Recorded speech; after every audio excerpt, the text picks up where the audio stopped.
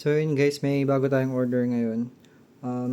Ito yung workspace natin. So dito natin i-edit yung design natin.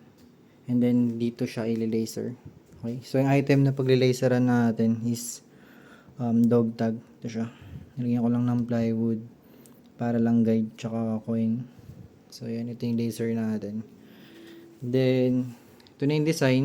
Bali malaki yan, tinago ko lang yung information kasi may contact number tsaka address. So, hindi natin siya pwedeng pakita.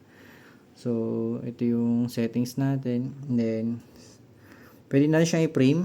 Yung frame, ibig sabihin nun para ma-check natin kung saan niya or yung boundary.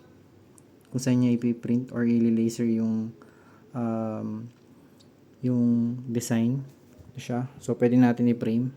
Frame ulit. Ayan, ganyan siya. So, makikita natin kung saan yung boundary ng design kung saan niya i-laser. Tapos, pwede natin i-start kapag okay na. So, yun guys.